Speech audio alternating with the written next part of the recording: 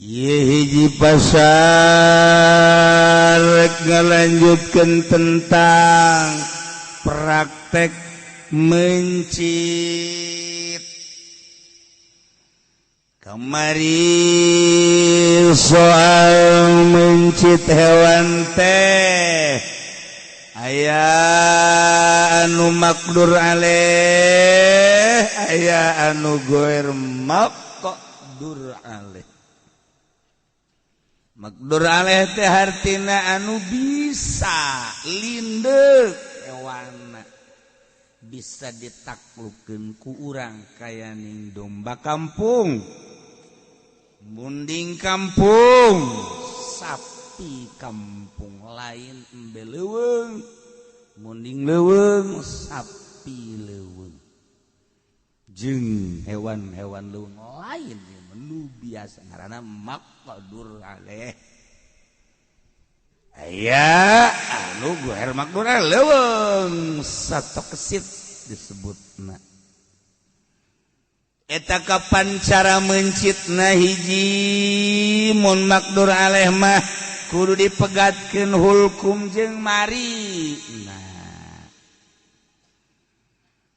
sunah jeung wadah jaeng urat anu belah luhur. Lamun goer makdur aleh teu bisa dipencit beheungna lantaran leuweung kesit, atawa munding kampung cuman ngusruk ka sumur, eta mah di ayyi maudhi'in kana naonna bae nu bisa ku urang dipencit diraheutah tah kakarak datang kadinya.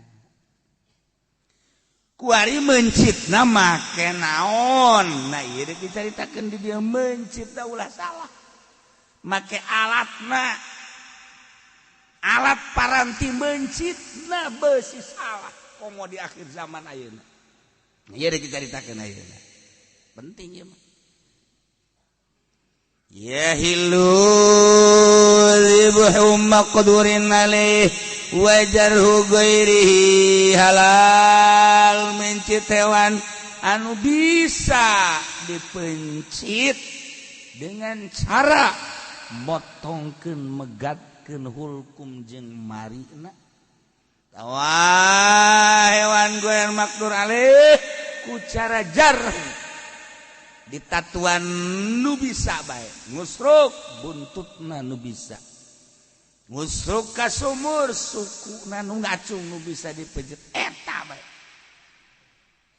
Ieu masalahna ieu cara parabot mencitna make naon? Bikulli muhaddadin yajrah, ku setiap anu seukeut anu bisa megatkeun kana urat anu dimaksud ku syarat. Lamun urang mencit hayam make alat anu seukeut anu bisa megatkeun kana hulkum jeung marina. Urang mencit domba alat anu seukeut anu bisa ngagereselkeun sakaligus. Munding sapi kitu keneh, onta kitu keneh. Contona kahadidin kawas peso golok meunang nyieun tina besi teu naon. Besi ku urang dijieun peso, dijieun golok, berangkat urang ka seak.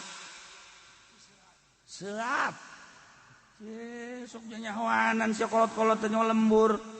Seak mas Allah tampil ingin sia. Seak. Tuh, ayo sia ngomong deui sia. Ye. Lamun Cisoka, Cilongok tah, Cilongok Citi.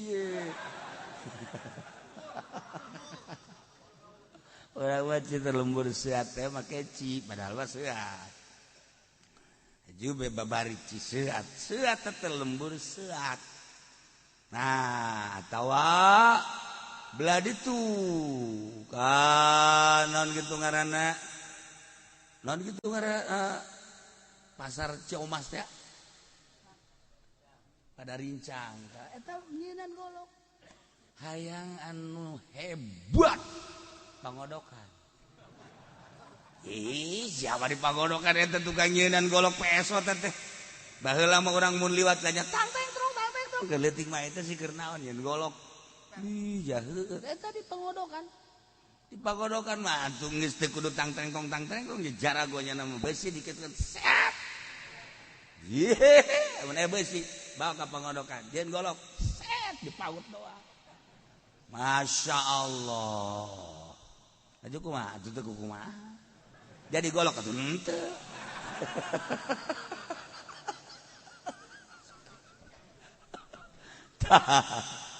eta baheula Kangjeng Nabi Daud alaihi salam kaistimewaan kamonesan Kangjeng Nabi Daud alaihi salam dibere ku Gusti Allah mukjizatna besi berbagai logam tunduk di leungeun manehanan besi naon bae dijieun baju besi ku badan besi teh dijadikeun baju kurang eta ku sebab ieu bisa kumaha bae dimodelkeun eta teh di leungeun Kangjeng Nabi Daud teh besi leuleus logam-logam naon bae emas dimple-emple perak dimple-emple besi berbagai logam ku Kangjeng Nabi Daud di leungeun Kangjeng Nabi Daud malah nanaonan dek diipiskeun ku dijieun baju maka nyeunan baju perang baju kere baju perang ieu cetok perang asana lain cetok beureun nya ngaranna tah cetok mah budak angon pan paranti perang naon coba ngaranna helm siapa heran helm bodoh datang ka kolot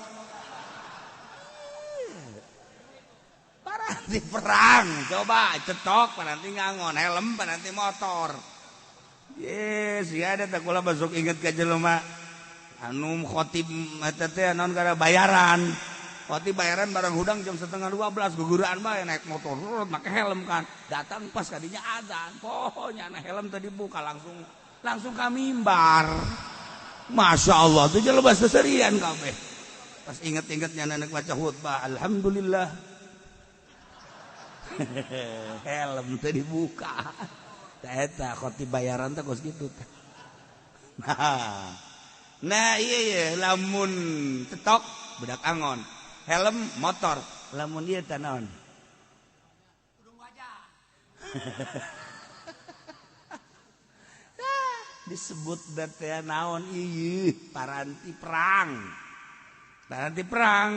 tah ieu kan tah eta dijeunan ku Kangjeng Nabi Daud nya nama ieu naon gara-garana nurut besi teh nurut mentak urang melet teh melet make eta doana Allahumma layyin qalba sarwiti kama layantal hadid li Daud alaihi salam Gusti muga ngaleuleuskeun ka hate sarwiti sakumaha leuleusna besi di leungeun Kangjeng Nabi Daud lah tuh besi nu sakitu teu astaga di kitu-kitu jadi jadi leles atuh hate wa komo bae atuh langsung penting muncilak we sarwiti pepe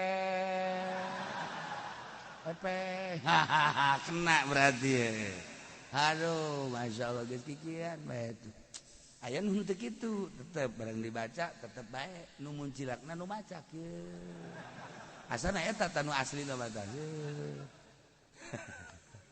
layyin qalba sarwiti kama layantal hadid li Daud alaihi salam maka dampe leuleus di Kangjeng Nabi dah kuari besi dijieun peso besi dijieun golok kena seukeut muhaddad abe sakaligus hayang cegah hareupeun set peso mantak diukur heula ka buuk ka dieu set mun urang geus ngasah ukur ka dieu set kitu kolot baheula nah asal geus asah kulit gitu kada bu asal geus teurak kana bu atuh geus mun aya nyana mah geus coba leungeun set meh kakotok ka nyana heula gitu kan set set geus gitu kene domba bismillah.